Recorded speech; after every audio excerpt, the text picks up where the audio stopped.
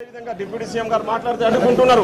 తప్పుడుగా behave చేస్తూ మొత్తం అప్రజాస్వామికంగా వాళ్ళ తీరు ఈరోజు ఉందని చెప్పేసి సందర్భంగా తెలియదు. ముసలి కన్నీరు గారుస్తూ ఈరోజు ఏదో పబ్లిసిటీ కోసము సింపతి కోసము టీవీల ముందు మైక్ల ముందు మాట్లాడుకుంటూ సింపతి ఇంకా ఏదైనా తెలంగాణ ప్రజలతో మళ్ళీ ఏదైనా సింపతి పొంది మళ్ళీ ఏదో ప్రజలతో ఏదో పేరు తెచ్చుకోవాలనే ఆలోచనతో చేస్తున్నారు తప్ప కానీ మిమ్మల్ని ఈరోజు ప్రజలు నమ్మే పరిస్థితుల్లో లేరు.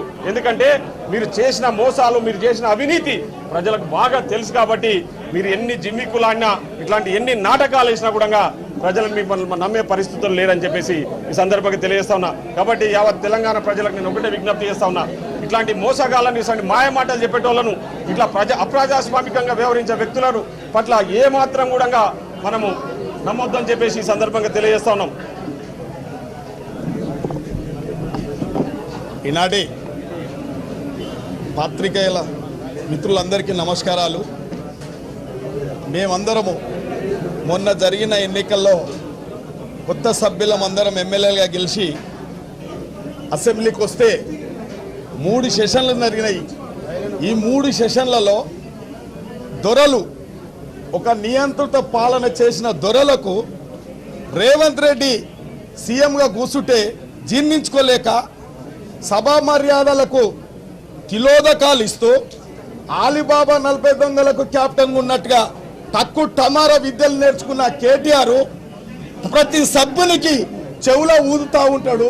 సభా మర్యాదలను నడవకుండా వాళ్ళు ఇష్టానుసారంగా ప్రవర్తిస్తున్నారు. కాబట్టి ఇది ప్రజాస్వామ్య వ్యవస్థ. మన వేదికలు పార్లమెంట్ అయినా అసెంబ్లీ అయినా ప్రజలకు ఉపయోగపడే కార్యక్రమాలు చేస్తూ ఉంటే ద్రవ్య బిల్లు ఎలా ప్రవేశపెడితే ద్రవ్య బిల్లులో ఏమైనా మీరు సలహాలు ఇవ్వాలి అని పూర్తిగా సమయం ఇలా ప్రతిపక్ష నేత అయితే రాడు. ఇలా రేవంత్ రెడ్డి గారు ముంగల కూర్చోలేని పరిస్థితి ఉంది ప్రతిపక్ష నేత. కాబట్టి విలువలు లేని కేటీఆర్ వచ్చి మాట్లాడినా కూడా 2 గంటలు సలహాల మీద మాట్లాడమని చెప్తే ఎంతసేపటికి గడిచిన మేనిఫెస్టోల మీద స్వార్థ ప్రయోజనాలకు మాత్రమే మాట్లాడుతూ ఉన్నారు తప్ప తెలంగాణ ప్రజలకు అవసరమైన సంక్షేమం మీద కానీ అభివృద్ధి మీద కానీ ఎక్కడ మాట్లాడిన దాఖలాలు లేవు. ఇవాళ కొందరు మహిళలు పెద్ద వాళ్ళందరూ కూడా మహిళల వెనుక ఉండి వాళ్ళని ప్రొవోక్ చేస్తూ మీరు అడ్డం పెట్టుకోండి మా పబ్బం గడపాలంటే మీరు ముందర ఉండాలని చెప్తున్నారు. ఇవాళ పత్రికా సోదరులు కూడా చెప్తా ఉన్నాం, గతంలో మహిళలంటే మా గౌరవం, మా పార్టీకి గౌరవం. కాంగ్రెస్ పార్టీ వాళ్ళు భర్తలను కోల్పోయిన కూడా చేరదీసి అసెంబ్లీలో నిలబెట్టి వాళ్ళని శాసనసభలుగా చేసి మంత్రులను చేసిన ఘనత కాంగ్రెస్ పార్టీది. ఇది పోటంటి పార్టీ టిఆర్ఎస్ పార్టీ. ఏ ఒక్కరికి కూడా ఇవాళ సింపతిగా జాలిగా ఎక్కడైనా మీరు మహిళలను గౌరవించిరా? గతంలో మీరు మహిళా మంత్రులను చేసిరా? మీ చరిత్ర ఈనులు ఇవాళ క్షేత్రస్థాయిలో టిఆర్ఎస్ పార్టీ అనేది అమ్ముడు పోయిందని తెలుసు.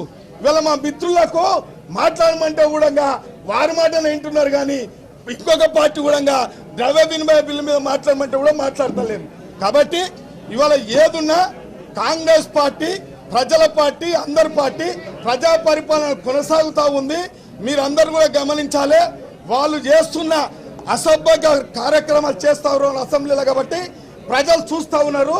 రేవంత్ రెడ్డి కానీ క్యాబినెట్ కానీ కొత్తగా అనుకున్న శాసనసభ్యులను కానీ మానవ మర్యాదలతో సభలో ఉంటే వాళ్ళు జీర్ణించుకోలేక ఎప్పుడు మాకు అధికారం కావాలి అనేది మాత్రమే వారు జీర్ణించుకోలేకపోతున్నారు. కాబట్టి ఇలా తీవ్రంగా ఖండిస్తున్నాం. కేటీఆర్ నువ్వు ఆ విధంగా సభ మర్యాదలకు తిలోదకాలు ఇచ్చి ఆ విధంగా ప్రవర్తిస్తున్నావు కాబట్టి ప్రజలు తీస్తున్నారు. ఇలా నీ పుట్టగతులు లేకుండా భవిష్యత్తులో చేయబోతున్నారు ప్రజలు.